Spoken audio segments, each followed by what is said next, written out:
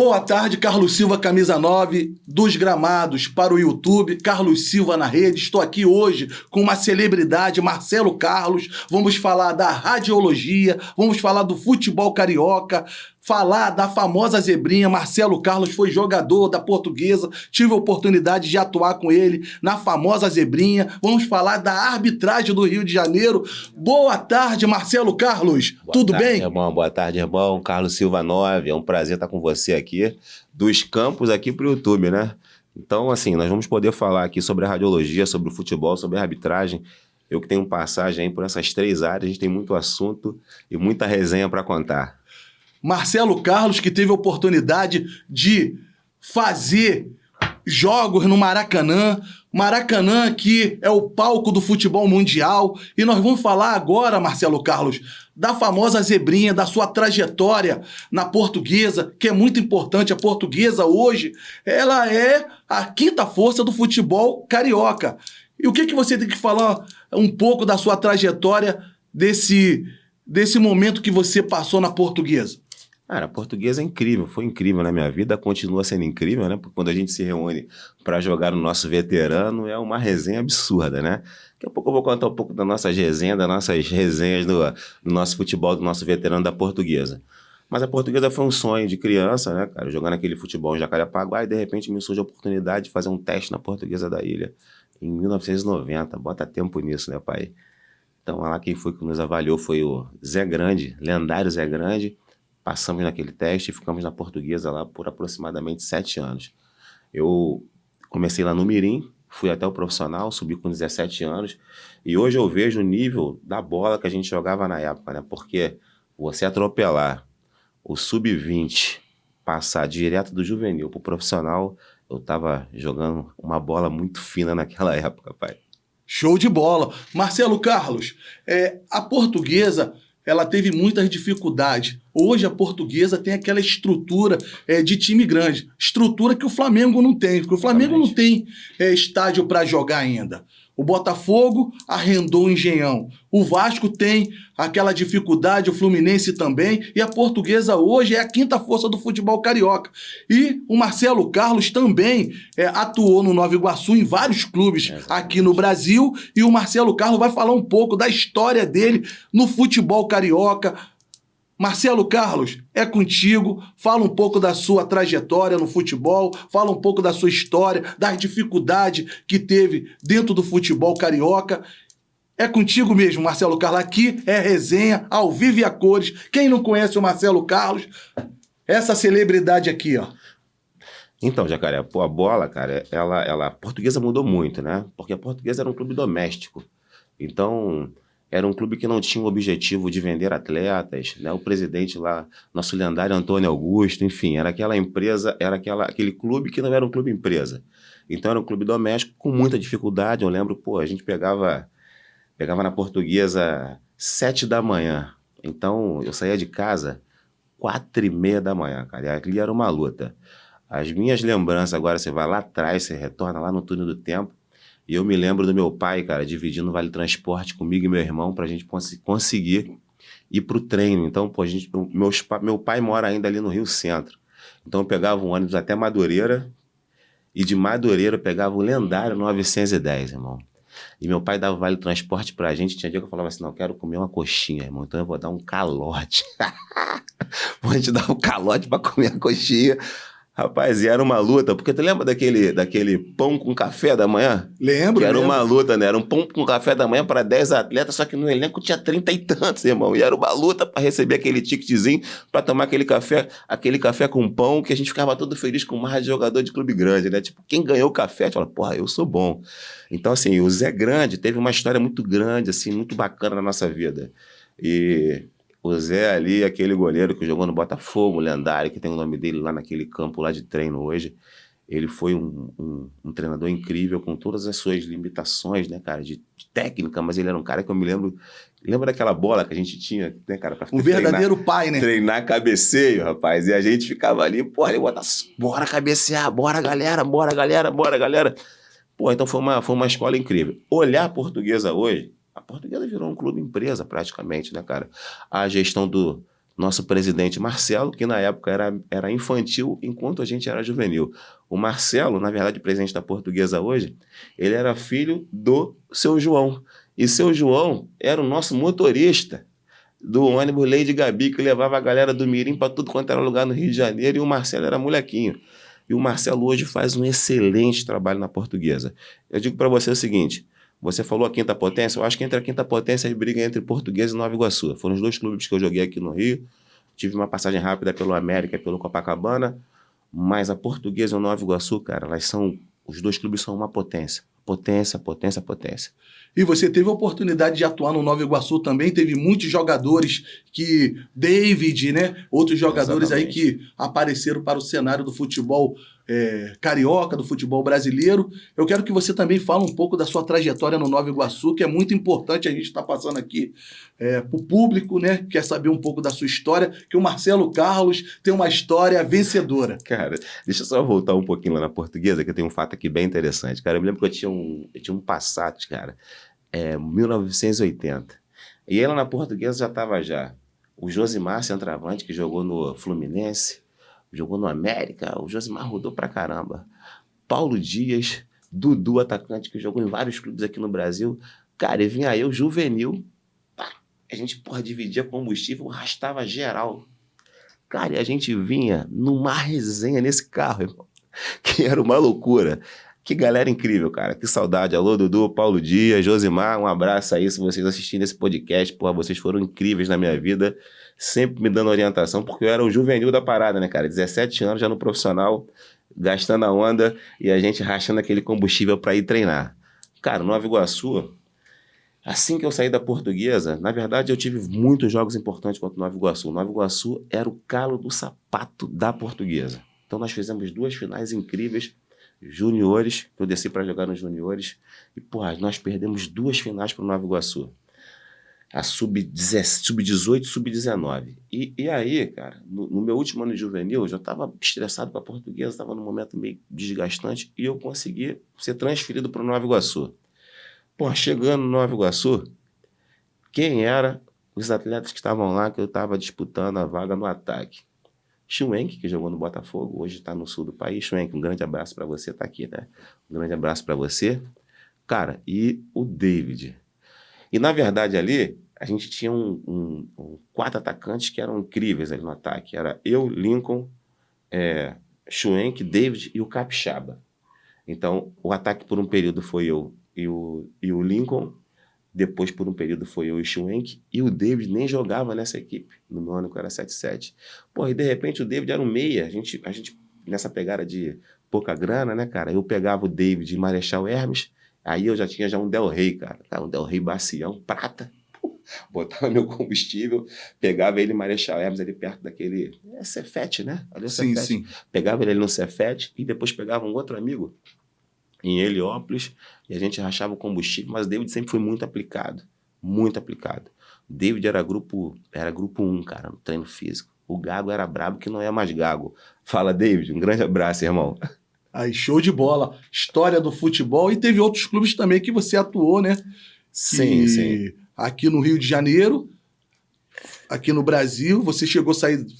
Saí do Rio. Então, a vida de atleta, cara, é uma vida muito complicada, né? Porque...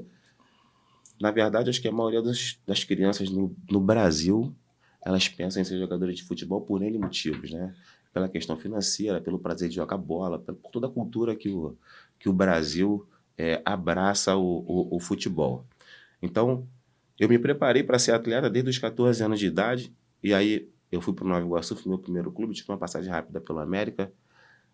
Aí, do Nova Iguaçu, eu fui pro União de Rondonópolis, que foi um clube que jogou várias Copas do Brasil, Colo-Colo da Bahia, Grêmio-Mense, Itumbiara de Goiás, se eu não me engano. Eu não sei se foi o Luxemburgo ou o PC que treinou, o Corinthians que treinou o Itumbiara. Itumbiara, um período desse aí, chegou bem lá em Goiás. Então eu joguei com o Norton, joguei com alguns atletas que já estiveram na ponta do futebol nacional. Assim, a bola me ensinou muito. Eu acho que o meu principal ensinamento no futebol foi o trabalho em equipe. E isso depois vocês vão ver que isso se conectou muito em todas as profissões que eu tive. Todas elas, o esporte para mim foi fundamental como disciplina, acordar cedo, ter comprometimento, trabalhar em equipe. Eu acho que isso foi o que mais o futebol me deixou, além de todas essas conexões que a gente tem, que a bola é incrível. Eu joguei com pessoas que eram já ricas, de família rica, e a bola igualava todo mundo. Não tinha ser pobre, ser rico. A bola, ela era uma parada que igualava todo mundo. Só pegando um gancho, numa das minhas viagens para o Unibol de Recife, eu queria muito encontrar esse senhor, cara. Esse senhor, ele teve essa frase que ele me falou, ela serviu de pilar para toda a minha vida. Eu sentei do lado dele, o garoto, tinha 19 anos, e ele já é um senhor. E aí, pegamos o avião, quase 3 horas de voo, e ele falou: e aí, garoto, você tá indo para onde? Eu falei: poxa, eu tô indo pro Unibol de Recife. Tô indo lá pro Unibol de Recife, vou jogar lá e tal. Pô, que legal, cara. Pô, meu nome é fulano. Ó, eu tenho um cargo político lá em Recife e tal, mas tem uma casa aqui na Laranjeiras. O futebol me ajudou muito. Eu vou falar uma coisa para você. Se o futebol não te der dinheiro, ele pode ser abertura de portas para muitas coisas na sua vida. Carlos, foi incrível o que aconteceu na minha vida. Por quê? Eu já vou dar um salto agora para a questão da radiologia, só para você entender a conexão. Eu fiz 3 cirurgias no joelho muito novo, e aí, de repente, todo aquele meu sonho, ele cai por água abaixo, e eu falei: porra, o que eu vou fazer agora, cara? Fiz ligamento cruzado, fiz menisco, fiz ligamento colateral. O clube pequeno, 3 meses paga, 6 meses sem pagar. Tinha entrado para a igreja, tive um filho, meu filho nasceu, falei: o que eu faço agora? Tem que trabalhar, irmão. E dá para ver que você tá até emocionado, né? Porque nós íamos falar... a história passa, cara, na nossa cabeça, vem um filme, né, cara? Todas as dificuldades. Ia falar de arbitragem, já que você já trouxe esse gancho para a radiologia, então você vai falar um pouco dessa sua trajetória também. Porque, cara, eu queria muito encontrar esse cara, pô, porque esse cara foi muito foda na minha vida. Desculpa a palavra. Ele foi incrível, porque essa frase, cara, ela foi um pilar na minha vida, que quando eu parei de jogar e, de repente, a radiologia entrou na minha vida por um encarte de jornal. Falei: cara, eu vou lá nesse curso, morando em Jacarepaguá, e fui lá em Caxias para ver o curso. Falei: cara, eu vou fazer esse curso. De repente, cara, a radiologia, ela me abriu uma porta que foi o mundo.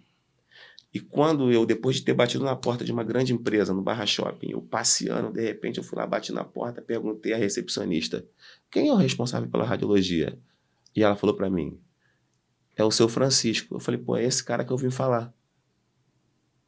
Cara, esse cara foi incrível.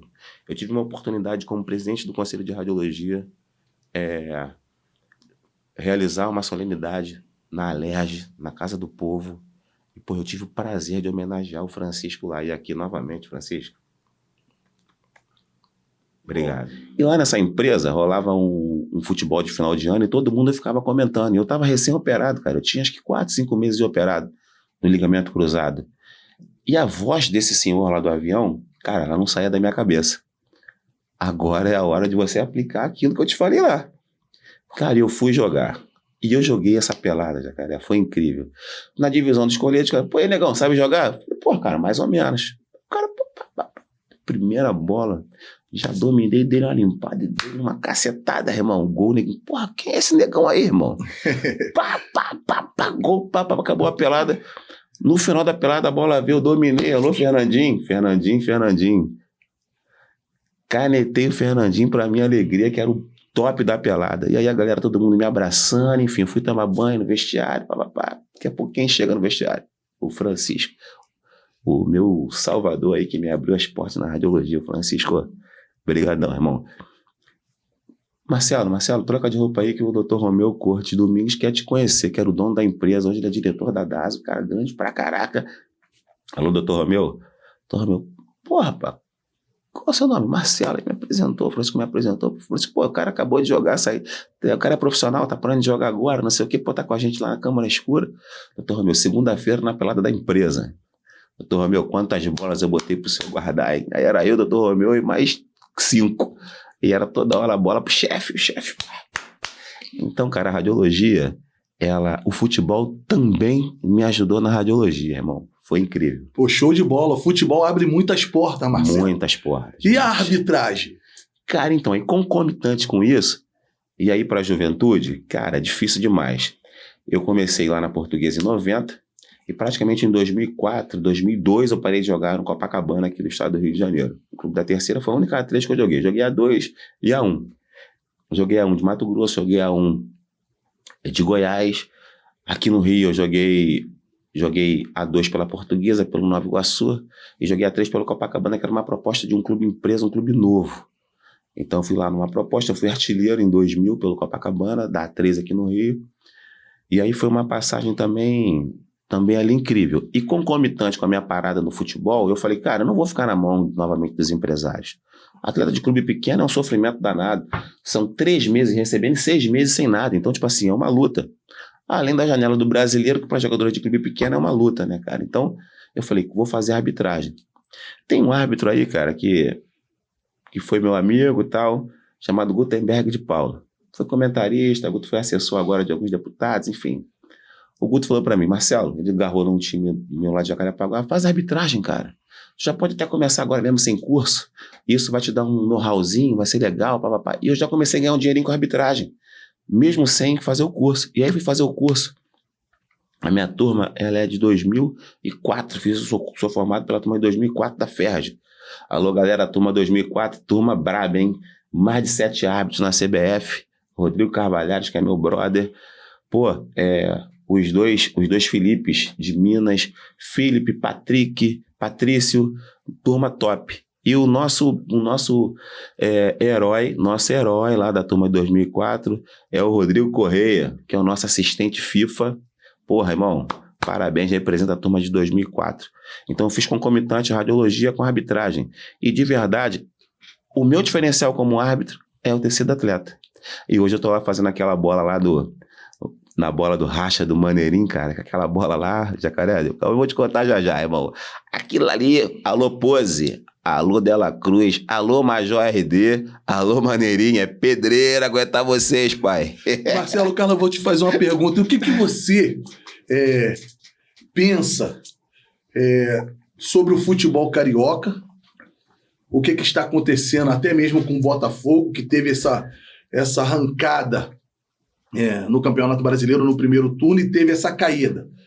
E o que você tem a falar para os jovens de hoje que eles acabam ficando pela beira do caminho? Vamos falar sobre essa trajetória do futebol carioca e depois você pega o gancho para falar desses atletas que acabam ficando pela beira do caminho e acaba se perdendo, porque o brilho do mundo é muito grande. Perfeito. Você é uma referência, já dá para ver que você buscou outros caminhos, teve êxito em vários segmentos, e eu queria saber de você o que você também tem a falar dessa história que você teve pós-futebol, e o que você tem também para falar para esses jovens que estão vindo agora, que ficam deslumbrados com muitas coisas que a gente não pode nem falar aqui ao vivo. Perfeito.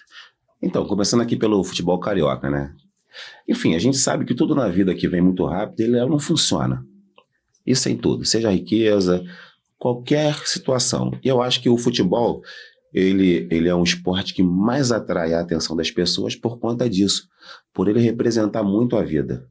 Então, assim, a gente viu o Botafogo sair de uma classificação não muito representativa num estadual para, de repente, estar liderando o brasileiro.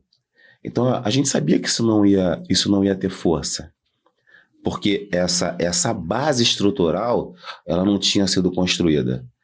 E, de verdade mesmo, o ser humano, ele é muito o que está na cabeça. E o emocional, para os atletas de alto nível, ele pesa muito, porque é como um corredor. Quanto mais próximo à linha de chegada, maior é a pressão. Então, eu vejo que o Botafogo, ele meio que representou isso. De qualquer forma, eu parabenizo muito a gestão do Botafogo, porque um clube que no ano anterior estava brigando para não ser rebaixado, no ano passado ele estava na luta para ser campeão. Então, de qualquer forma, já foi uma evolução absurda. Eu acho que o Botafogo está no caminho certo, embora eu seja flamenguista, o Botafogo está no caminho certo. E replicando o modelo de gestão que o Flamengo está aplicando lá. Acho que o Botafogo vai ser uma das potências em breve aí do Campeonato Brasileiro, do futebol brasileiro, na verdade. E o que você tem para falar para os jovens que estão no mundo do futebol, estão ganhando muito e depois somem do cenário do futebol brasileiro e acaba ficando pela beira do caminho? Já que você tem essa experiência, perfeito, eu quero que você deixe o seu recado aí para eles se ligarem. Perfeito. Então, irmão, tem duas coisas importantes, tá? Eu tenho um filho de 23 anos, eu só tenho um filho, eu escolhi isso para realmente poder direcionar energia para ele, e durante uma parte da vida dele ele quis ser atleta, e eu vi a dificuldade e coloquei muito ele para estudar. Ele com 16 anos decidiu ser rapper, e hoje eu estou junto com ele, eu faço a produção dele, e a minha orientação que eu vou dar para essa garotada é a mesma que eu dou para ele. Eu acho que buscar o seu sonho, buscar aquilo que você quer é muito importante, mas é muito importante a preparação. Porque se você fizer o melhor naquilo que você está fazendo, uma hora você vai se conectar com outras coisas, mesmo que não seja o esporte de alto nível. É o mesmo exemplo que aquele senhor que eu gostaria muito de encontrar novamente, indo para o voo para o Unimbol de Recife, me deu.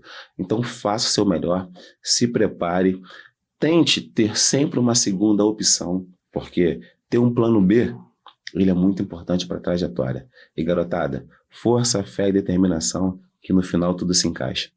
E a arbitragem, através do seu filho, né, que ele agora é MC, né? Exatamente. É um artista da música, do rap, e o Marcelo vai falar dessa trajetória do filho dele, e hoje está cantando com muitos cantores famosos do mundo do funk, da música brasileira, e o Marcelo hoje, ele faz a arbitragem de muitos artistas famosos, e mais para frente nós vamos entrevistar o Marcelo ao vivo e a cores, tudo na íntegra, e o Marcelo vai falar um pouco dessa trajetória dele também na arbitragem, com Pose, com muitos MCs famosos, e o que você tem a falar nessa trajetória que tu tá de sucesso?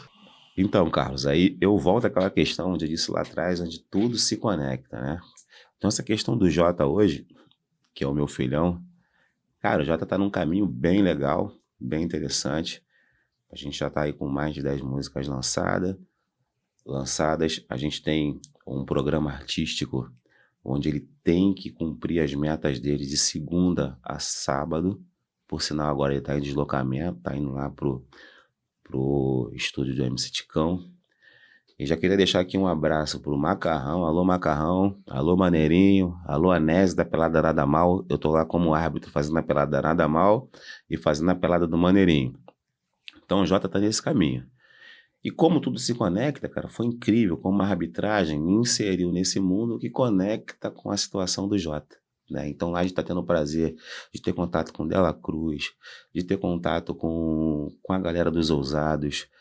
Pô, a gente está tendo contato com Borges. Cara, uma galera Major RD, uma galera incrível. Pose, alô Pose.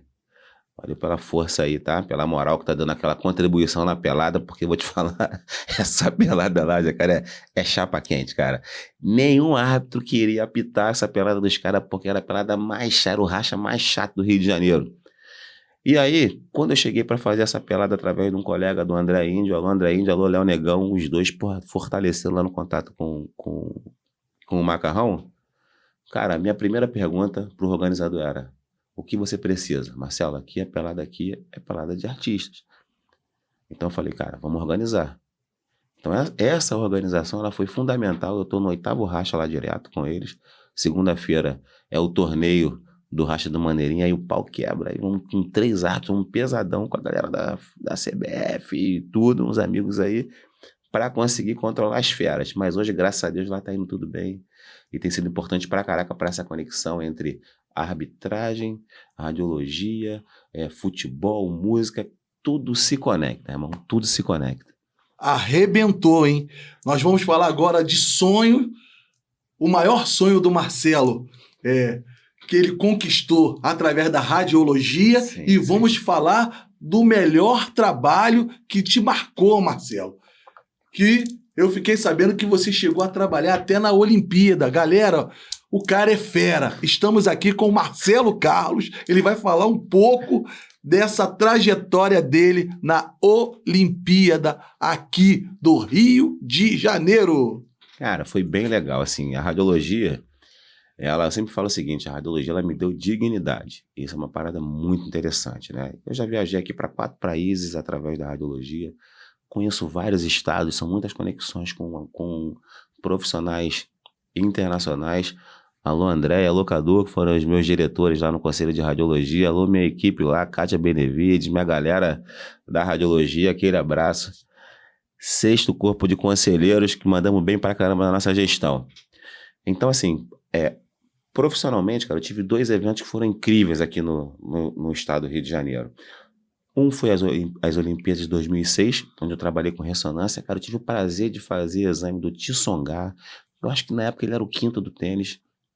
Eu fiz exame do Arthur Zanetti, se não me engano, que é aquele atleta que faz a questão das argolas, né?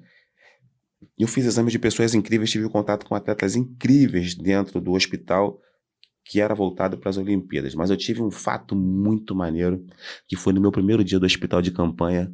Eu fiz uma foto no hospital de campanha. E olha legal como é que você marca a hashtag. Eu nem sou muito de marcar hashtag, mas marquei a hashtag do Maracanã. E de repente um repórter do Globo Esporte me localizou. Alô Pombo, um abraço aí pelo aquele Bernardo Pombo, pelo contato, pela matéria incrível que você fez. Ele me perguntou, pô, você foi torcedor no Maracanã? Eu falei, não, cara, porque eu jogava, então não dava para ser muito torcedor. Resumindo, tá? Esse trabalho que o Daniel fez, ele perguntou, eu falei, pô, mas eu apitei no Maracanã, joguei no Maracanã. Ele, tu comprova isso? Comprova. Eu mandei os materiais para ele. Resumindo, irmão, isso deu uma matéria de fantástico, uma das últimas matérias do Tino Marcos. Tino Marcos, obrigado pela matéria incrível. E o Tino Marcos quebrou tudo, dizendo que nem Pelé, nem Zico, nem Frank Sinatra, irmão, teve uma experiência como eu tive aí. E os meus amigos de Pedra, jogar, apitar e trabalhar como profissional de saúde. Tem uma galera lá de Pedra, os bocudos. Qual é bocudos? Que ficam falando que eu dei dinheiro pro Tino Marcos, vocês estão de brincadeira, pai. Show de bola. E nós vamos falar, Marcelo, salvar vidas.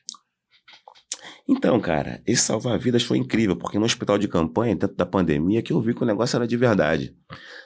No meu primeiro dia de trabalho, cara, quando eu me paramentei todo, que eu abri aquela porta, cara, eu falei, meu Deus, estamos dentro de uma batalha. E ali foi uma experiência incrível. A minha área foi incrível, porque durante a pandemia não tinha teste aqui.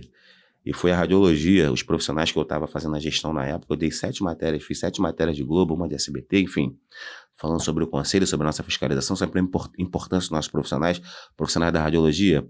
Cara, vocês foram demais.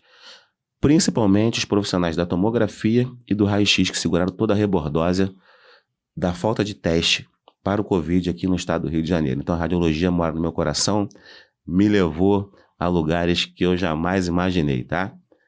Muito obrigado, radiologia. Eu te amo. Arrebentou. Carlos, obrigado, irmão. Agora a gente não pode deixar de falar da Brise, né? Alô, Brise. Obrigado aí por tudo, tá? Vamos que vamos. Marcelo Carlos aí, essa celebridade que falou de futebol, de saúde, de trabalhar numa Olimpíada. O Marcelo Carlos é também um gestor do filho dele, e ele deixou seu legado aqui através desse podcast, falou um pouco da sua vida, mas ele vai voltar ao vivo e a cores, junto com o Carlos Silva Camisa 9, porque eu e ele fizemos uma parceria lá nos campos, e a gente tem o nosso veterano, e a gente vai trazer alguns desses jogadores para vocês conhecerem, porque vestir a camisa da famosa Zebrinha, a portuguesa da Ilha do Governador. Fala, Marcelo! Pô, a portuguesa foi demais, né? Agradeço a todos vocês. Eu queria mandar aqui um abraço pro meu paizão, né? Pra minha nega que tá ali, a Lua Natalina. Natalina não, é Nathalie, que ela vai me matar, tá? Falar pra vocês o seguinte, galera. Por fazer a pelada do Pose, essa eu vou ter que contar rapidinho, só pra fechar, tá? Cara, olha que furada. Acabou a pelada, fiz a pelada bem, ninguém acreditava que, pô, os caras já me apelidaram. Um me chamava de Latrel, outro me chamava de Jacaré. Pô, falei, me chamaram até de Lafon, irmão. Aí eu falei, mas tá valendo. Enfim, no final, tinha uma loira e uma morena. Os caras chamaram as mulheres. Eu falei, porra, vai dar merda isso, cara. Os caras botaram as mulheres do meu lado e mandaram eu sambar. Falei, já pensei, cara, arrumei uma mulher braba, cara. Ô, nega braba. Enfim, resumindo, os caras do Rastro do Maneirinho, Macarrão, tu me quebrou nessa, irmão. Fizeram um vídeo eu sambando com uma loura e uma morena do lado. Resumindo, eu não tinha um vídeo. Em 1 hora, essa raia desse vídeo chegou na minha mulher. E ela me mandou o print, falando, que pudenga essa daqui, irmão? Eu falei, cara, os caras botaram a mulher do meu lado. É essa pelada que tu vai? Falei, porra, tu tá braba demais, tá, nega? Tu tá braba demais. Valeu, Jaco. Um abraço. Tamo junto. Valeu, Marcelo Carlos. Um abraço, irmão.